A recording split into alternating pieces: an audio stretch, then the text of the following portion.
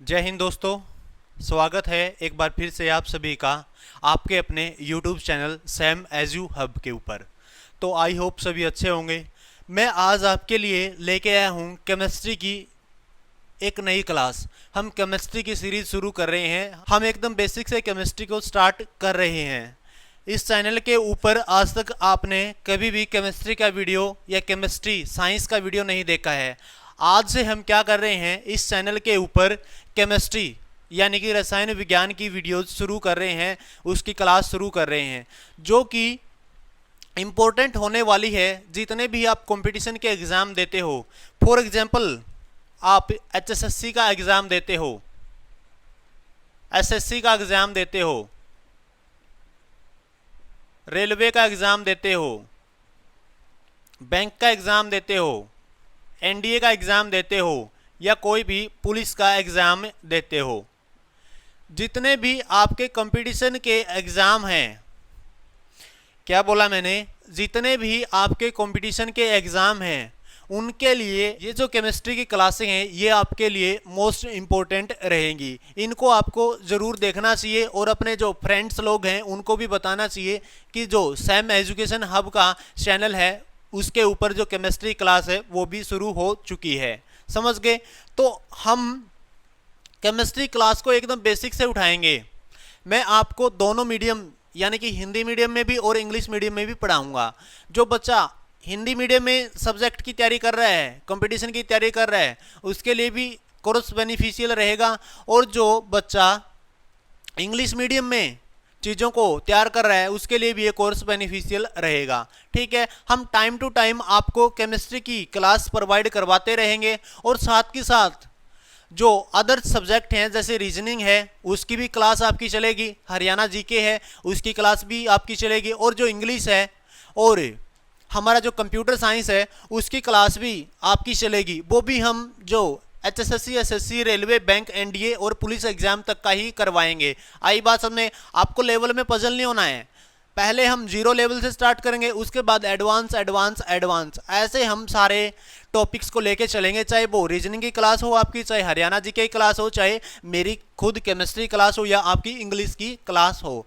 तो चलिए, आज का हमारा जो पहला टॉपिक है केमिस्ट्री के अंदर वो है matter and its compound.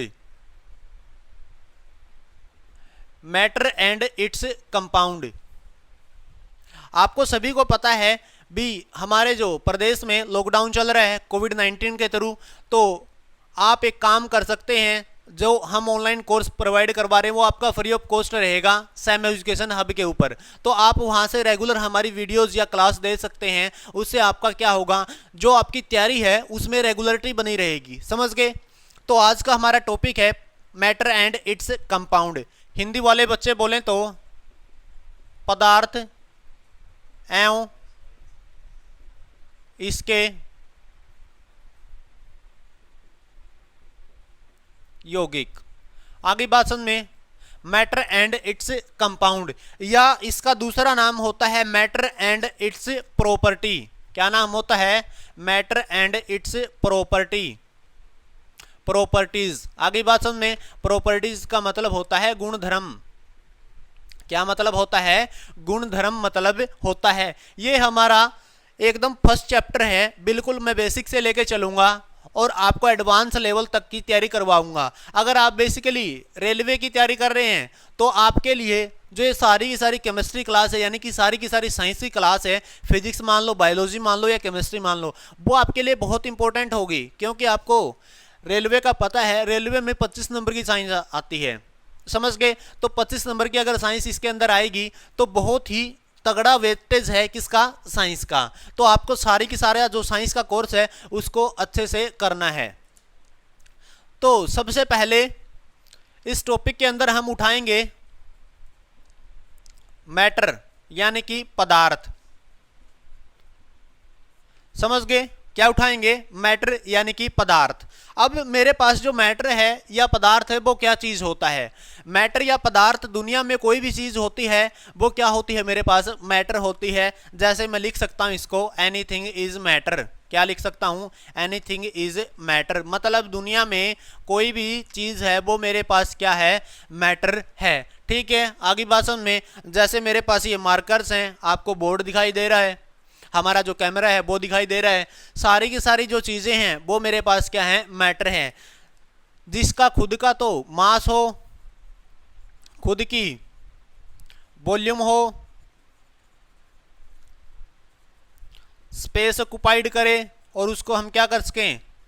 Feel कर सकें। जिसका खुद का मास हो, जिसकी खुद की वॉल्यूम हो, जिसको हम फील कर सकें और वो क्या करे? स्पेस ऑक्युपाई करे। जैसे मैं कहीं पे भी उसको रखता हूं तो क्या होगा? वहां पे वो स्पेस ऑक्युपाई कर लेगा। जैसे मैंने मार्कर को अपने हाथों के ऊपर रख लिया, अब मार्कर ने कुछ ना कुछ क्या किया? मेरे हाथ का स्थान घेर लिया। तो मार्कर्स क्या है मेरे पास? फील कर सकता हूं मैं, इनको देख सकता हूं, छू सकता हूं, तो फील किया मैंने। अब कुछ न कुछ इनका क्या है? मास है, कुछ न कुछ इनकी वॉल्यूम है, द्रव्यमान है, स्पेस ऑक्युपाई कर सकते हैं। मैंने हाथ पे रखे तो हाथ का कुछ न कुछ क्या किया इन्होंने? स्पेस ऑक्युपाई किया।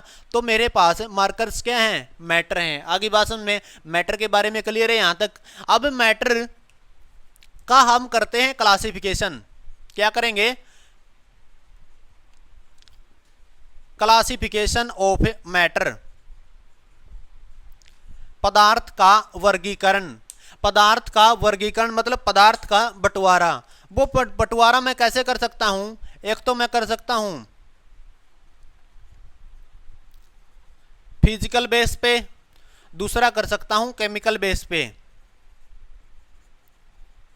एक तो फिजिकल बेस पे और एक केमिकल बेस पे। मैं दो तरीके से क्या कर सकता हूं? क्लासिफिकेशन ऑफ मैटर कर सकता हूं। क्या कर सकता हूं? क्लासिफिकेशन ऑफ मैटर कर सकता हूं। अब फिजिकल के बेस के अंदर हम क्या पढ़ेंगे? एक तो पढ़ेंगे सॉलिड, लिक्विड और गैस। आगे बात समझ में। तो मैटर की मेरे पास फिजिकल बेस में कितनी स्टेट होती हैं? 3 स्टेट होती हैं। सबसे पहली कौन सी होती है? ठोस, उसके बाद तरल, उसके बाद गैस। आगे बात समझ में। ठोस, तरल और गैस। आगे बात समझ में। ठोस, द्रव और गैस, ये मेरे पास क्या होती हैं? 3 स्टेट ऑफ मैटर होते हैं in case of physical base. समझ गए? In case of physical base मेरे पास क्या है? 3 क्या होती हैं? स्टेट ऑफ मैटर होती हैं। उसके बाद हमें केमिकल बेस में क्या पढ़ना है? केमिकल बेस में हमें पढ़ना है सबसे पहले प्योर, उसके बाद इम्प्योर। आगे बात समझ में। एक तो हमें प्योर मैटर पढ़ना है, उसके बाद दूसरा कौन सा पढ़ना है? इम्प्योर मैटर, यानी कि शुद्ध पदार्थ और अशुद्ध पदार्थ। पहले शुद्ध पढ़ेंगे, उसके बाद अशुद्ध पढ़ेंगे। अब जो प्योर है उसको भी मैं 2 टाइप से डिवाइड कर सकता हूं। 2 टाइप से कैसे डिवाइड करूंगा? पहला तो मेरे पास एलिमेंट है, दूसरा मेरे पास कौन सा है? कंपाउंड है। आगे बात समझ में। पहला तो एलिमेंट है, दूसरा मेरे पास कौन सा है? कंपाउंड है। ठीक है, आगे बात समझ में। पहला एलिमेंट, दूसरा कंपाउंड। ऐसे ही इम्प्योर को भी मैं क्या कर सकता हूं? आगे डिवाइड कर सकता हूं। इसको मैंने डिवाइड किया आगे मिक्सचर के अंदर। समझ गए? इस हिसाब से हम क्या पढ़ेंगे? क्लासिफिकेशन ऑफ मैटर पढ़ेंगे। क्लासिफिकेशन ऑफ मैटर मैंने क्या किया? पहले फिजिकल के बेस पे किया, सॉलिड, लिक्विड और गैस। उसके बाद क्या किया? केमिकल बेस पे किया। केमिकल बेस पे प्योर और इम्प्योर, शुद्ध और अशुद्ध। उसके बाद मैंने क्या किया? प्योर में पढ़ाया क्या? एलिमेंट और कंपाउंड। अब इम्प्योर में क्या? मिक्सचर। आगे बात समझ में। इस हिसाब से हम क्या करते हैं? मैटर का पूरा जो क्लासिफिकेशन है वो करते हैं। ठीक है, आगे बात समझ में। अब एक एक करके सारे के सारे हम पढ़ लेते हैं। सबसे पहले हम क्या पढ़ेंगे? सॉलिड को। किसको पढ़ेंगे? सॉलिड को। अब सॉलिड क्या होता है? हिंदी वाले बच्चे बोले तो ठोस क्या होता है? सॉलिड क्या होता है? ठोस क्या होता है? अब सॉलिड या ठोस ऐसी पदार्थ की अवस्था होती है, ऐसी स्टेट ऑफ मैटर होती है जिसकी जो वॉल्यूम है वो भी फिक्स रहती है, जिसकी वॉल्यूम भी फिक्स रहती है और शेप भी क्या रहती है मेरे पास, फिक्स रहेगी। शेप भी फिक्स रहेगी और वॉल्यूम भी क्या रहेगी मेरे पास, फिक्स रहेगी। ऐसी स्टेट ऑफ मैटर को मैं क्या बोलूँगा, सॉलिड बोलूँगा आगे भाषण में। ठीक है, जैसे अगर डायग्राम के रूप में मैं सॉलिड को दिखाने लग जाऊं तो उसको कैसे दिखाऊंगा, जो उसके पार्टिकल्स हैं, अणु हैं, उनके बीच में आपको कोई भी क्या नहीं मिलेगा, गैप नहीं मिलेगा, एकदम क्लोज होंगे। ठीक है, आगे भाषण में। तो ये किसकी स्ट्रक्चर है, ये मेरे पास सॉलिड की स्ट्रक्चर है। ये था अपने पास सॉलिड के बारे में। अब जो सॉलिड है उसकी वॉल्यूम क्या रहती है, फिक्स रहती है, और शेप भी क्या रहती है, फिक्स रहेगी। अब जो वॉल्यूम है उसका फिक्स होने का क्या रीज़न है, उसके जो फिक्स होने का रीज़न है वो है मेरे पास भाई जो पार्टिकल है उसके बीच में फोर्स यानी कि जो बल है वो मेरे पास कौन सा होता है, स्ट्रॉन्ग होता है। कौन सा बल होता है मेरे पास, स्ट्रॉन्ग बल होता है, स्ट्रॉन्ग फोर्स ऑफ अट्रैक्शन होती है। और जो शेप फिक्स होने का जो रीज़न है वो मेरा क्या है भाई, जो पार्टिकल है उसके बीच में जो गैप है वो मेरा क्या है, जीरो है। अब पार्टिकल के बीच में जो गैप है वो मेरा क्या है, जीरो है। अब पार्टिकल के बीच में अगर गैप नहीं है, पार्टिकल के बीच में अगर गैप नहीं है तो पार्टिकल एक जगह से दूसरी जगह नहीं जा पाएगा। जो मेरा अणु है, परमाणु है, वो क्या है, एक जगह से दूसरी जगह नहीं जा पाएगा। अगर वो दूसरी जगह नहीं जा पाएगा तो क्या होगा, उसकी जो शेप है, आकार है, उसका एज इट इज रहेगा। आगे बात में तो ये था मेरे पास किसके बारे में, सॉलिड के बारे में। उसके बाद नेक्स्ट अपना आता है लिक्विड। अब लिक्विड को कैसे बताऊंगा, लिक्विड को कैसे बताऊंगा, यहां से इसको रफ कर देता हूं। यहाँ पे मैं किसके बारे में बात करूँगा, यहाँ पे मैं बात करूँगा लिक्विड के बारे में। किसके बारे में बात करूँगा, लिक्विड के बारे में, यानी कि तरल के बारे में। अब तरल कौन सी पदार्थ की अवस्था होती है, कौन सी स्टेट ऑफ मैटर होती है, एक ऐसी स्टेट ऑफ मैटर होती है जिसकी जो वॉल्यूम है वो तो फिक्स रहती है लेकिन जो शेप है वो फिक्स नहीं रहती, जो शेप है वो फिक्स नहीं रहती। आगे भाषण में जो शेप है वो फिक्स नहीं रहती, ओनली क्या फिक्स रहती है, वॉल्यूम फिक्स रहती है। अब जिस भी बर्तन में मैं क्या करता हूं, लिक्विड को या तरल को या द्रव को डालूंगा, उसी की वो क्या ले लेगा, शेप ले लेगा, उसी की क्या ले लेगा, वो शेप ले लेगा। जैसे मैं क्या करता हूँ, एक गिलास पानी है उसको मैंने बोतल के अंदर ट्रांसफ़र कर दिया। अब बोतल के अंदर ट्रांसफ़र करने पे क्या हुआ, उसने किसकी शेप ले ली, बोतल की शेप ले ली। आगे भाषण में मैंने इसको मटके में ट्रांसफ़र कर दिया तो उसने जो शेप है वो किसकी ले ली, मटके की शेप ले ली। आगे इतनी भाषण में तो इस प्रकार से क्या करता है, जो मेरा लिक्विड है वो क्या करता है, अपनी जो शेप है उसको चेंज करता रहता है। लेकिन जो वॉल्यूम है, मैंने अगर 1 लीटर लिया है तो आप उस 1 लीटर को कहीं मर्जी ले जाओ वो क्या रहेगा, 1 ही लीटर रहेगा। इसका मतलब वॉल्यूम तो क्या है, इसकी फिक्स है लेकिन जो शेप है वो फिक्स नहीं है। आगे बात में अब डायग्राम बना लेते हैं इसका।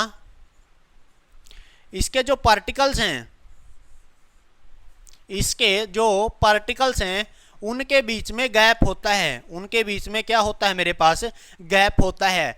अगर एक बात बताओ, इनके बीच में पार्टिकल्स में गैप है। अब गैप है तो पार्टिकल्स एक जगह से दूसरी जगह क्या कर सकते हैं, मूव कर सकते हैं। अगर ये एक जगह से दूसरी जगह क्या कर सकते हैं, मूव कर सकते हैं, तो एज इट इज पहले पार्टिकल यहाँ थे, फिर क्या हो गए, यहाँ हो गए। इसका मतलब पहले शेप ये थी, फिर क्या हो गई ये। इसका मतलब लगातार क्या कर सकते हैं, ये शेप को चेंज कर सकते हैं ड्यू टू पार्टिकल गैप। समझ गए।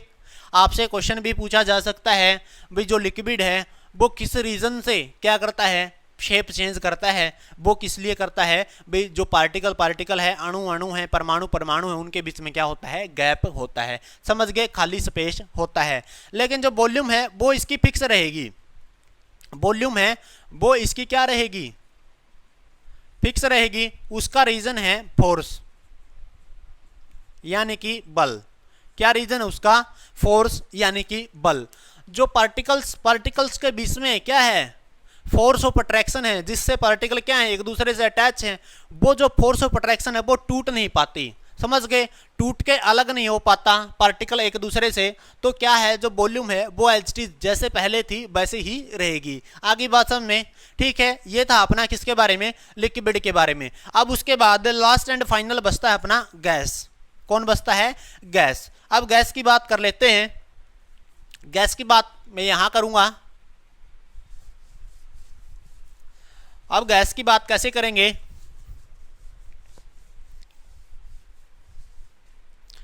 हेडिंग डालो गैस। गैस पदार्थ की ऐसी अवस्था होती है जिसकी ना तो वॉल्यूम फिक्स रहती है और ना ही शेप फिक्स रहती है।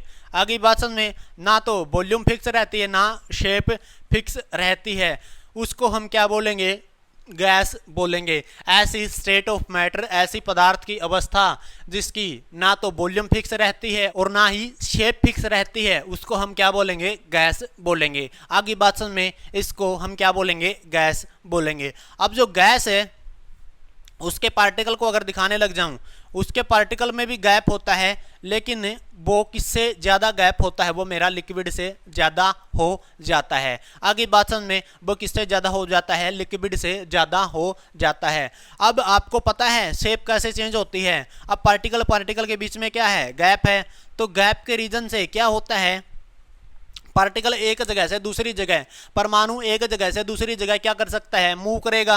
अब मूव करेगा, पार्टिकल पहले यहाँ थे, फिर पार्टिकल यहाँ आ गए, फिर यहाँ आ गए, इसका मतलब लगातार क्या हो रहा है, शेप चेंज हो रही है।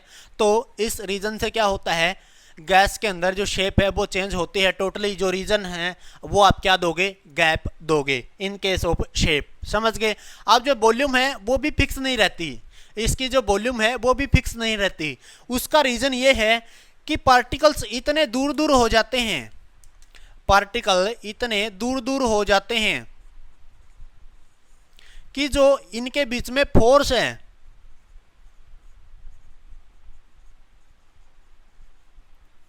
जो इनके बीच में फोर्स है, बल है, वो भी क्या पड़ जाता है, वीक पड़ जाता है। क्या पड़ जाता है, वो भी वीक पड़ जाता है। आगे बात में, उस रीजन से क्या होता है, मॉलिक्यूल्स के बीच में जो अट्रैक्शन है, फोर्स है, वो भी ठीक तरह से नहीं लग पाती, और ठीक तरह से नहीं लग पाती तो क्या होता है, मॉलिक्यूल एक दूसरे से टूटते रहते हैं। तो टूटते रहेंगे तो क्या होगा, जो वॉल्यूम है वो भी क्या रहेगी, मेरी फिक्स नहीं रहेगी। आगे बात में, अब जिस भी बर्तन में हम गैस को डालते हैं, जिस भी बर्तन में हम गैस को डालेंगे वो उसी की शेप ले लेगी और उसी का क्या ले लेगी, वो आकार ले लेगी। ठीक है, उसी का शेप ले लेगी, उसी का आकार ले लेगी, और वॉल्यूम भी उसी की ही ले लेगी। समझ गए। जैसे मैंने सिलेंडर के अंदर गैस डाली, किसके अंदर डाली,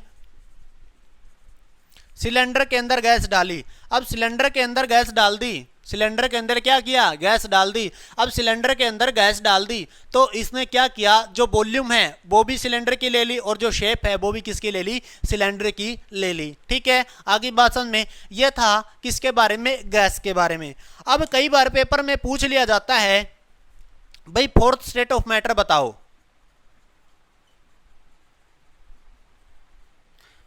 या फिफ्थ स्टेट ऑफ मैटर बताओ।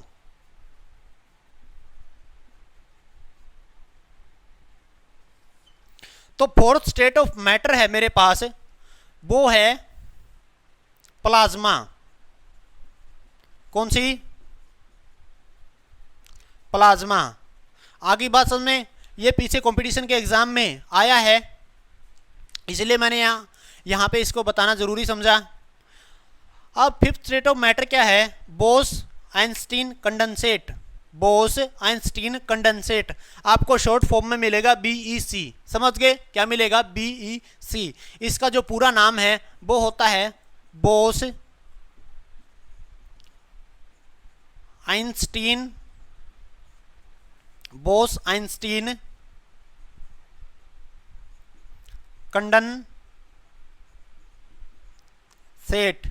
ठीक है, बोस आइंस्टीन कंडेंसेट, ये मेरे पास कौन सी होती है, फिफ्थ स्टेट ऑफ मैटर होती है। आगे बात समझ में, ये पूरा का पूरा किसके बारे में था, वो था मैटर का मैंने क्लासिफिकेशन किया, वर्गीकरण किया on the basis of physical. समझ गए। फिजिकल के बेस पे मैंने क्या किया, जो क्लासिफिकेशन है वो सॉलिड में किया, लिक्विड में किया और गैस में किया। फोर्थ और फिफ्थ को मैंने यहाँ पे बता दिया, समझ गए। अब उसके बाद नेक्स्ट चलते हैं। नेक्स्ट हमें पढ़ना है क्लासिफिकेशन ऑफ मैटर, यानी कि पदार्थ का वर्गीकरण। किसमें? केमिकल में, समझ गए। केमिकल के बेस पे अपना पदार्थ कहाँ कहाँ डिवाइड होता है। तो पदार्थ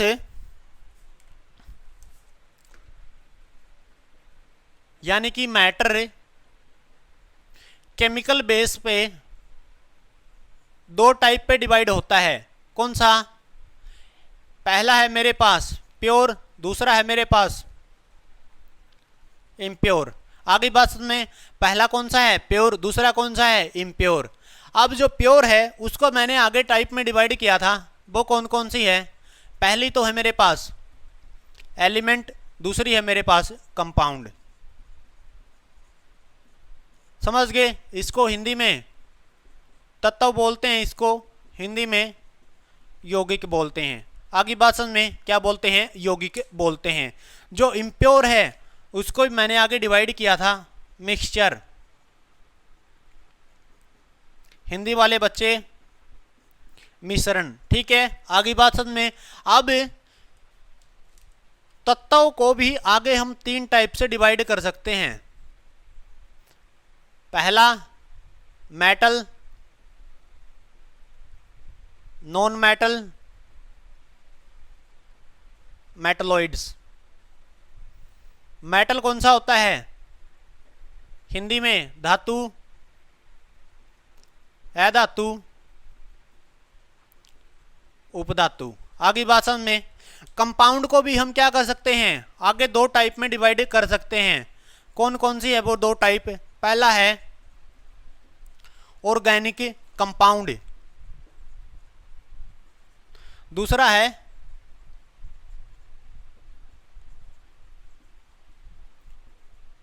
इनऑर्गेनिक कंपाउंड। हिंदी वाले बच्चे बोलते हैं इनको क्या?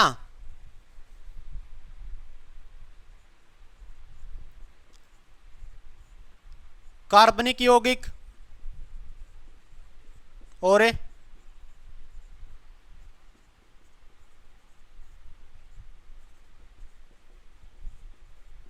अकार्बनिक यौगिक। ऐसे ही हम क्या कर सकते हैं, जो मिक्सचर है उसके भी दो टाइप बना सकते हैं। पहला टाइप है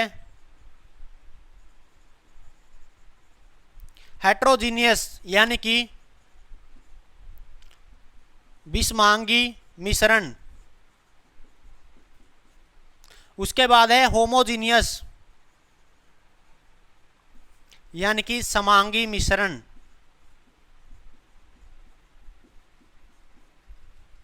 आगे भाषण में अब हमें एक एक करके सभी चीज़ों को पढ़ना है। उसके बाद जो अपना मैटर का चैप्टर है वो खत्म हो जाएगा, समझ गए। हमें बेसिकली मैटर वाले चैप्टर में, पदार्थ वाले चैप्टर में क्या पढ़ना है? पूरा इंट्रोडक्शन पढ़ना है। किसका? मैटर का। अब मैटर का इंट्रोडक्शन कैसे होएगा? पहले तो मैटर को हमें पता होना चाहिए भी मैटर क्या होता है। अब मैटर का तो पता हो चला हमें क्या होता है, कोई भी चीज़ मैटर होती है। उसके बाद हमें क्या पता होना चाहिए भी केमिकल बेस पे कितने टाइप का होता है, फिजिकल बेस पे कितने टाइप का होता है और क्या क्या होता है, कैसे होता है, समझ गए। तो सबसे पहले हम पढ़ते हैं एलिमेंट को, यानी कि तत्व को, समझ गए। तो यहां पे तत्व को पढ़ेंगे, एलिमेंट को पढ़ेंगे। एलिमेंट मेरे पास क्या होता है? एलिमेंट एक ऐसा मैटर होता है जो क्या होता है? प्योर। समझ गए। क्या होता है मेरे पास? प्योर मैटर होता है और एक ही प्रकार के परमाणु से मिलकर बनता है। समझ गए। एक ही प्रकार के परमाणु से मिलकर जो चीज़ बनती है उसको हम क्या बोलेंगे, उसको हम बोलेंगे एलिमेंट। आगे बात समझ में, क्या बोलेंगे, उसको एलिमेंट बोलेंगे, जो एक प्रकार के परमाणु से मिलकर यानी कि एटम से मिलकर बनता है। ठीक है, आगे बात समझ में, एक ही प्रकार के परमाणु का मतलब है जो परमाणु है उसकी जो क्वालिटी है वो क्या होनी चाहिए, मेरे पास सेम होनी चाहिए। आगे बात समझ में, ठीक है, तो उसको हम क्या बोलेंगे, एलिमेंट बोलेंगे। आगे बात समझ में, फॉर एग्जाम्पल एलिमेंट कौन कौन से होते हैं, sodium, lead, Pb, Ar, argon, nitrogen, oxygen, fluorine etcetera. समझ गए, ये क्या होते हैं मेरे पास, तत्व होते हैं, एलिमेंट होते हैं। अब एलिमेंट में हमें आगे क्या पढ़ना है, एलिमेंट के अंदर हमें पढ़ना है सबसे पहले, एलिमेंट के अंदर हमें पढ़ना है मेटल, उसके बाद नॉन मेटल, उसके बाद मेटलॉइड। अब जिक्र कर लेते हैं मेटल क्या होती है। मेटल क्या होती है, ऐसा एलिमेंट होता है मेटल जो क्या करता है, लगातार इलेक्ट्रॉन का लॉस करता रहता है। इलेक्ट्रॉन का लॉस करने की जो प्रवृत्ति होती है वो किसके पास होती है, मेरे पास मेटल के पास होती है। आगे बात समझ में, और जो इलेक्ट्रॉन को गेन करने की प्रवृत्ति होती है वो किसके पास होती है, मेरे पास नॉन मेटल के पास होती है। अब इलेक्ट्रॉन का अगर लॉस करेगा तो ये किस में कन्वर्ट होगा, ये होगा मेरा कैटायन के अंदर कन्वर्ट, किसके अंदर, कैटायन के अंदर। अब ये इलेक्ट्रॉन का गेन करेगा तो ये किसके अंदर कन्वर्ट होगा, ये मेरा एनायन के अंदर कन्वर्ट होगा। आगे बात समझ में, ठीक है, तो मेरे पास जो मेटल है, मेटल क्या है, ऐसे एलिमेंट है जो इलेक्ट्रॉन का लगातार क्या करते रहते हैं, लॉस करते रहते हैं, और किस में कन्वर्ट होते रहते हैं, कैटायन के अंदर कन्वर्ट होते रहते हैं। और अधातु नॉन मेटल ऐसे एलिमेंट होते हैं जो क्या करते हैं, इलेक्ट्रॉन का गेन करते हैं और किस में कन्वर्ट होते हैं, मेरे पास एनायन के अंदर कन्वर्ट होते हैं। आगे बात समझ में, अब यहाँ पे एक छोटा सा कंसेप्ट आपको मैं बताऊंगा। आयंस दो टाइप के होते हैं, एक तो कैटायन, दूसरा एनायन। कैटायन वो होता है जैसे सोडियम है, इसके ऊपर प्लस का चार्ज आया, प्लस का चार्ज कब आता है, जब इलेक्ट्रॉन का लॉस होता है। आगे बात समझ में, इलेक्ट्रॉन का क्या होता है, लॉस होता है, तब क्या आएगा, मेरे प्लस चार्ज आएगा। अब O2 नेगेटिव, इसका मतलब इसने इलेक्ट्रॉन का क्या किया, गेन किया। अब ऊपर से हमें पता चलेगा भी कितने इलेक्ट्रॉन का गेन किया, तो 2 नेगेटिव, इसका मतलब 2 इलेक्ट्रॉन का क्या किया, इसने गेन किया। ठीक है, यहाँ पे आपने देखा एक प्लस है यहाँ पे, तो इसका मतलब इसने एक इलेक्ट्रॉन का क्या किया, लॉस किया। समझ गए मेरी बात, ये था एनायन का कंसेप्ट और कैटायन का कंसेप्ट, जो किसके पार्ट होते हैं, मेरे पास आयन के पार्ट होते हैं। समझ गए। अब प्रॉपर्टी और भी होती है मेटल की, वो क्या क्या होती हैं,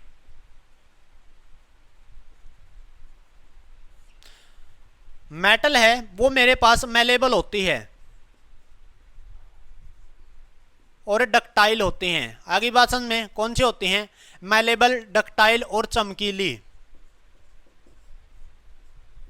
मेलेबल डक्टाइल का मतलब होता है, मेलेबल का मतलब होता है भाई पीट पीट के लंबी लंबी चादरों में हम किसको कन्वर्ट कर सकते हैं, वो मेरे पास कौन है, मेटल है। डक्टाइल का मतलब है भाई खींच खींच के लंबी तारों में किसको कन्वर्ट कर सकते हैं हम, वो भी किसको कर सकते हैं, मेटल को कर सकते हैं। ये भी मेटल का एक गुण होता है। अब जो नॉन मेटल है उसका गुण होता है ब्रिटल। कौन सा होता है, ब्रिटल। ब्रिटल का क्या मतलब होता है, ब्रिटल का मतलब होता है अगर मैं उसके ऊपर थोड़ी भी फोर्स लगाऊंगा तो वो क्या हो जाएगा, तहस नहस हो जाएगा। इसका मतलब वो नेचर में क्या है, भंगुर है। आगे बात समझ में, और ये चमकीला नहीं होता। समझ गए, चमकीला नहीं होता।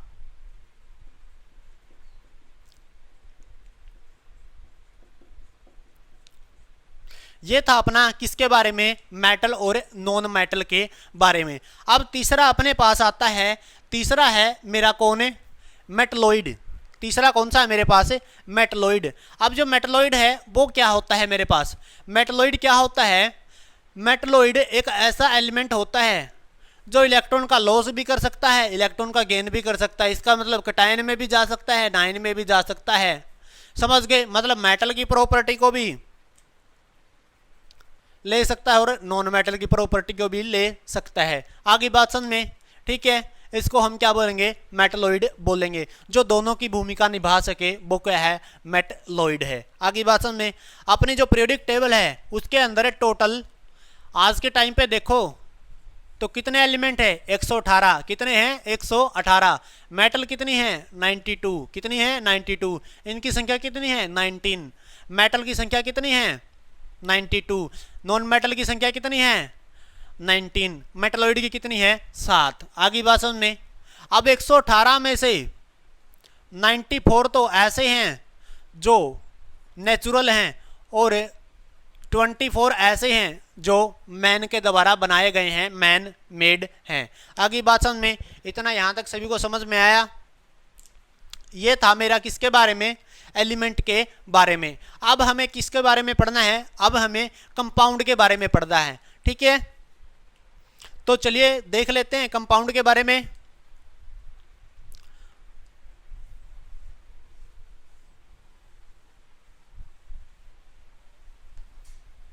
अब हमारा यहाँ पे एलिमेंट का तो सारा का सारा जो कंसेप्ट है वो क्लियर हो गया। अब हमें पढ़ना है किसके बारे में, कंपाउंड के बारे में। तो नेक्स्ट हेडिंग डालो कंपाउंड।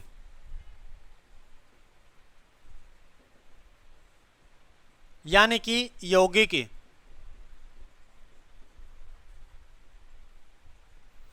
कंपाउंड यानी कि यौगिक। इसको हमें कैसे पढ़ना है, इसको देखो, समझो। पहले जब दो या दो से अधिक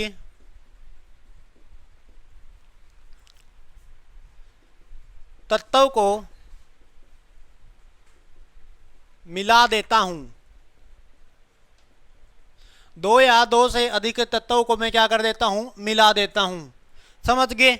लेकिन जो तत्वों को मिलाने का रेशो है, अनुपात है, वो मेरे पास क्या रहे, फिक्स रहे, समझ गए। और वो फिक्स किसका अनुपात रहना चाहिए, मास का, यानी कि द्रव्यमान का। जब दो या दो से अधिक चीज़ों को मैं मिला देता हूं, मतलब तत्वों को मिला देता हूं, लेकिन जो मिलाने का जो अनुपात है वो मेरा क्या रहे, फिक्स रहे। किसी फिक्स अनुपात के अंदर दो या दो से अधिक तत्वों को मैं मिला देता हूं और वो फिक्स अनुपात किसका रहना चाहिए, मास का रहना चाहिए, द्रव्यमान का रहना चाहिए। उसको मैं क्या बोलूँगा, उसको मैं बोलूँगा कंपाउंड। आगे बात समझ में, क्या बोलूँगा, कंपाउंड बोलूँगा। जैसे मेरे पास दो एलिमेंट्स हैं, दो तत्व है, ये मेरे पास तीन तत्व हैं, तीन तत्व हैं मेरे पास, तीनों तत्वों को मैंने मिला दिया। लेकिन किस हिसाब से मिलाया भाई, जो इनका अनुपात है मास का, द्रव्यमान का अनुपात है, वो क्या रहे, मेरा फिक्स रहे। आगे बात समझ में, तो मैं क्या बोलूँगा, उस चीज़ को कंपाउंड बोलूँगा जो इनसे मिलकर बनी होगी। आगे बात समझ में, जैसे हाइड्रोजन और ऑक्सीजन है, हाइड्रोजन ऑक्सीजन का क्या बनाता हूं मैं, H2O।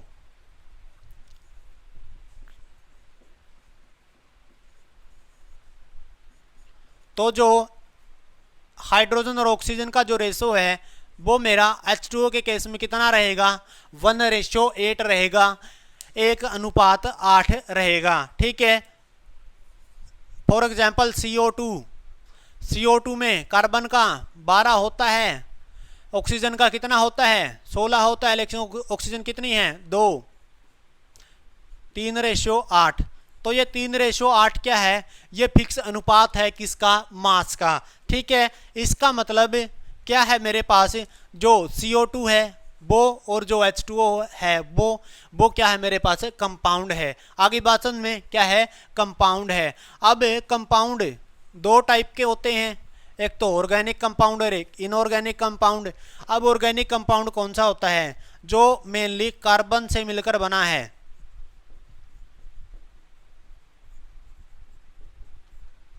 समझ गए। इनऑर्गेनिक कौन सा होता है, जिसके अंदर कार्बन नहीं पाया जाता।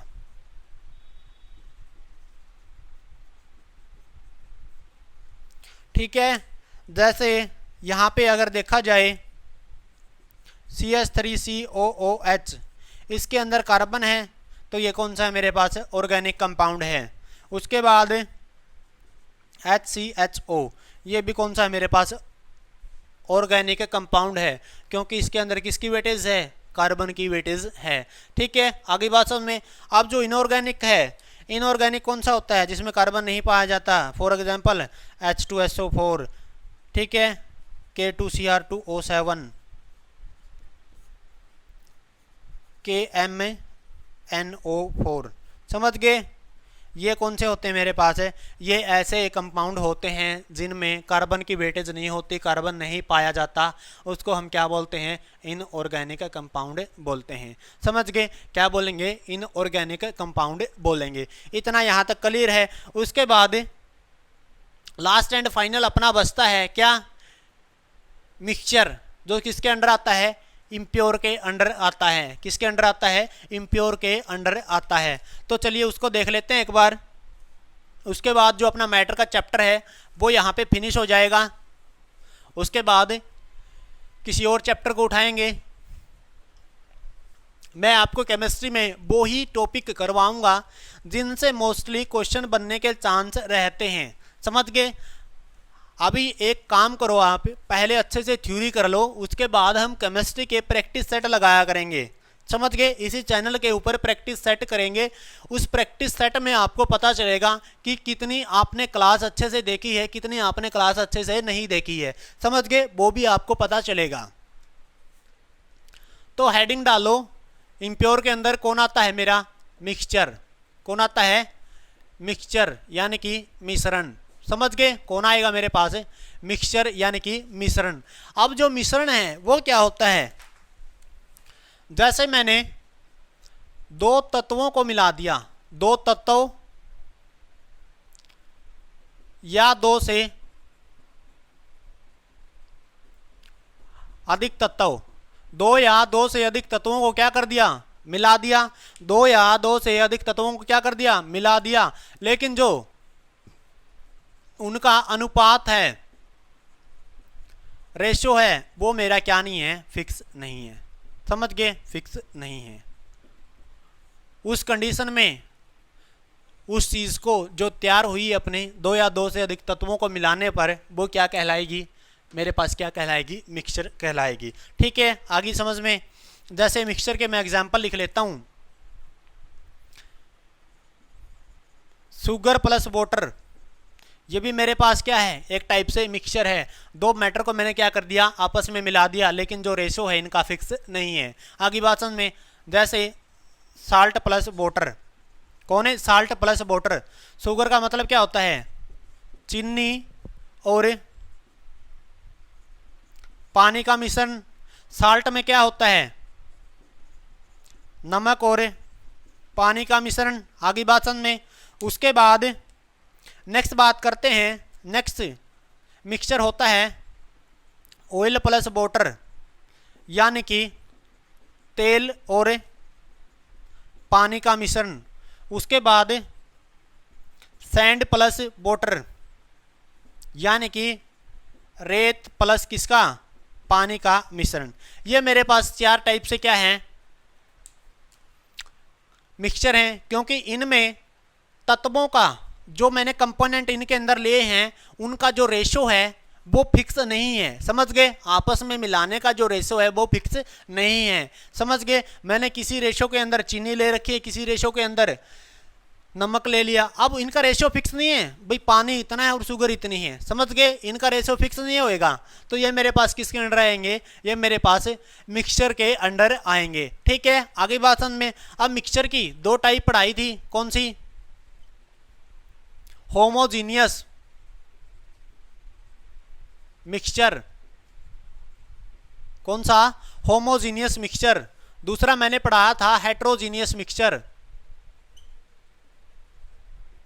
कौन सा? Heterogeneous mixture. अब होमोजीनियस मिक्सचर कौन सा होता है? होमोजीनियस मिक्सचर कौन सा होता है और हेट्रोजीनियस मिक्सचर कौन सा होता है? हिंदी वाले बच्चे इसको बोलते हैं समांगी मिश्रण। कौन सा? समांगी मिश्रण। इसको बोलते हैं विषमांगी मिश्रण। क्या बोलते हैं? विषमांगी मिश्रण। आगे भाषण में क्या बोलेंगे? समांगी मिश्रण और विषमांगी मिश्रण बोलेंगे। अब ये क्या होते हैं? जैसे कंपोनेंट 1 प्लस कंपोनेंट 2, दो चीज़ों को मैंने आपस में मिक्स कर दिया। क्या कर दिया? दो चीज़ों को आपस में मिक्स कर दिया। मिक्स करने के बाद ये इसके अंदर पूरी तरह से घुल जाए। समझ गए? पहले मेरे पास एक तो इसकी फेस दिखाई दे रही थी और एक इसकी फेस दिखाई दे रही थी, लेकिन इन दोनों को मिलाने के बाद टोटली मेरे को सिंगल फेस दिखाई दे,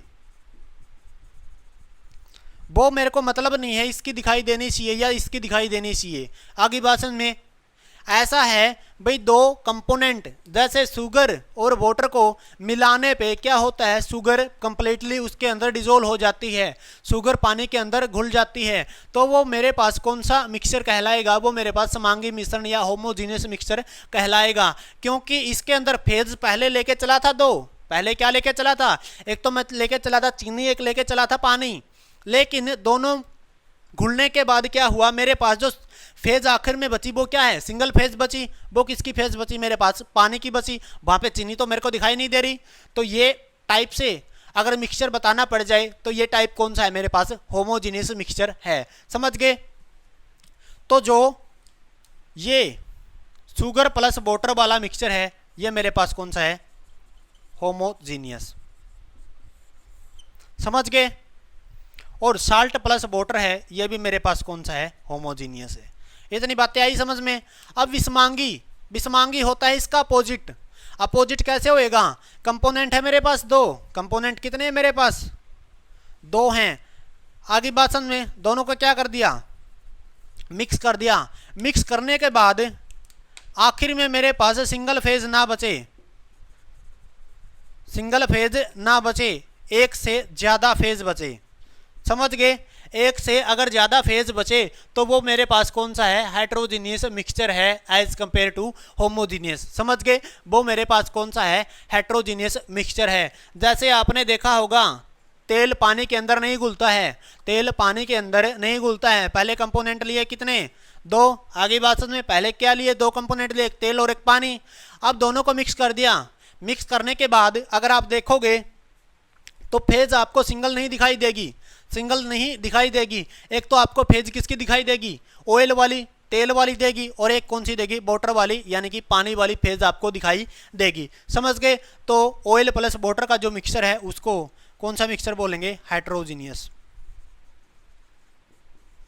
आई भाषण में उसके बाद है मेरे पास सैंड प्लस वाटर। कौन सा है मेरे पास? Sand plus water. अब जो सैंड प्लस वाटर है वो क्या चीज होता है? वो भी एक प्रकार से मेरा कौन सा मिक्सचर है? हेट्रोजीनियस। क्यों? अगर मैं रेत को पानी के अंदर घोलने लग जाऊं, पहले मेरे पास दो चीजें थी, एक तो रेत था एक पानी था, दो कंपोनेंट है। अब कंपोनेंट मैंने डिसोल्व करना शुरू कर दिया, घोलना शुरू कर दिया। अब घोलने के बाद मैंने देखा भाई मेरा जो रेत है वो भी सेपरेट दिखाई दे रहा है, वाटर भी सेपरेट दिखाई दे रहा है। तो इसका मतलब एक के अंदर दूसरी चीज नहीं घुली, फेज सिंगल नहीं आई, तो मेरे पास ये कौन सा मिक्सचर है? हेट्रोजीनियस मिक्सचर है। आगे भाषण में ये मेरे पास कौन सा है? हेट्रोजीनियस मिक्सचर है। आगे भाषण में कौन सा है मेरे पास? हेट्रोजीनियस मिक्सचर है। आगे भाषण में ये था मेरे पास पूरा का पूरा मैटर के बारे में। ठीक है, आई होप आपको ये वीडियो बहुत ही अच्छा लगा होगा। अगर आपको ये वीडियो अच्छा लगा है तो आप वीडियो को एक लाइक जरूर दें और हमारे चैनल से जरूर जुड़े रहें ताकि आपको हर एक नोटिफिकेशन मिलता रहे। ठीक है, जय हिंद।